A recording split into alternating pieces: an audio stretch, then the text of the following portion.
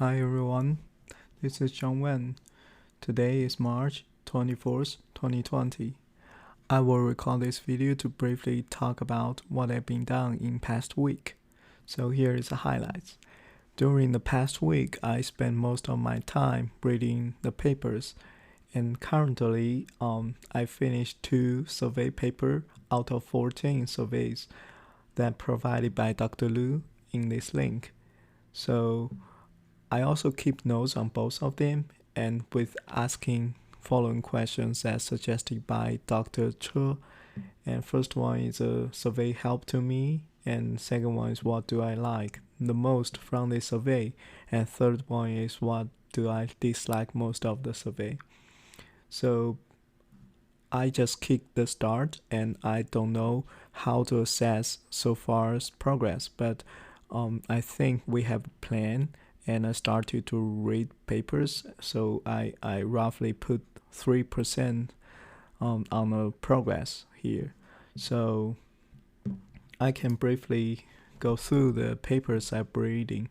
The first one is a survey. This is a survey 1 in the website. So if we click the website here, and we can go to this link, and we can see this week I finished the survey 1 and survey 3. So this is a first paper, and this paper briefly introduced several types of deadline constraint scheduling algorithm for grid and cloud computing.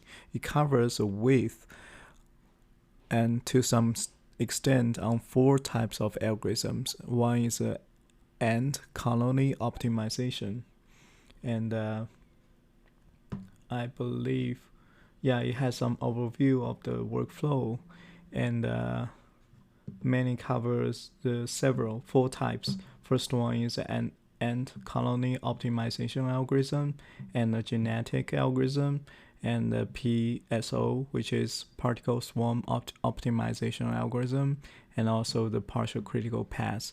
So I think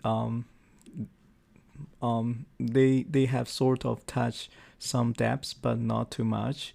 But briefly introduce the tech knowledge, like what is a ant colony optimization, what is a primary critical path, and what is genetic algorithm, most in the description. And also it has a chart with several more algorithms, but there is no paragraph to describe them in detail. So that is one thing I noticed from this paper. So I also work on paper survey 3, and this is a survey on the workflow management system in the cloud. So this one has a wider overview on different things. It firstly provides a taxonomy of workflow application, such as a data intensive, communication intensive, and also instant intensive. So I believe it's here. And it have a very highlighted overview, but not very in detail. So mostly it introduced a terminology and introduce what they have right now, but not in depth. Mostly it will also have an overview on the applications such as e-business, and it spends a lot of words to describe the smart city, and because the smart city may be the main focus of this paper or application. So if we take a look at here, yes, so it has a kind of smart city, includes several components like smart home, smart government, but this part is mainly focused on the role of cloud computing. So that's what I also think maybe they can cover more about the role of workflows in these applications, not only the cloud computing. So I think this might be the improvement if we want for this paper.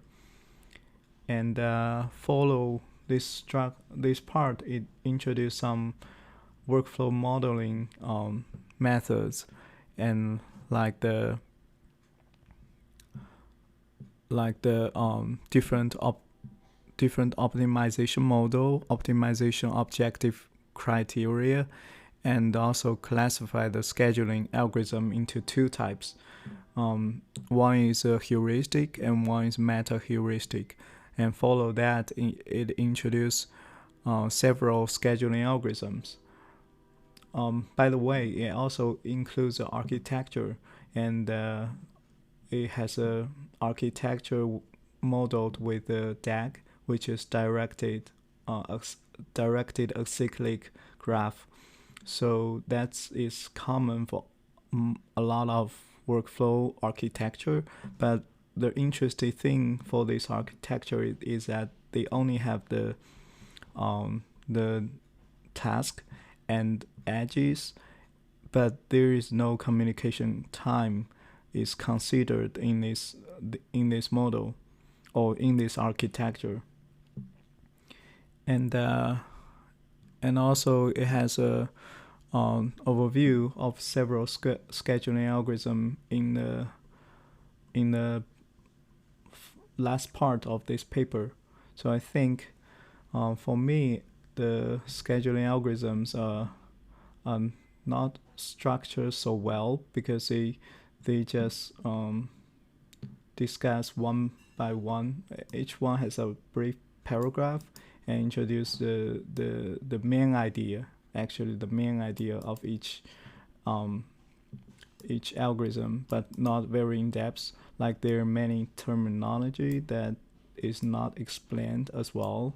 Maybe need readers to refer to the original paper to understand how it works, but it definitely gives an overview of the current existing scheduling algorithms that they can use. And besides that, they introduce the scheduling algorithm in terms of the objective optimization objectives. For example, like the deadline, like the cost, and also the energy and reliability, and also the energy conservations. So roughly this is the two surveys I've been reading from last week. And I think I also made some notes I will send to Dr. Liu and Dr. For review and advice if I can improve any in the future. So roughly that's a update on my last week. So I think that's it for today's video. Thank you so much for your time. Until next time, happy coding.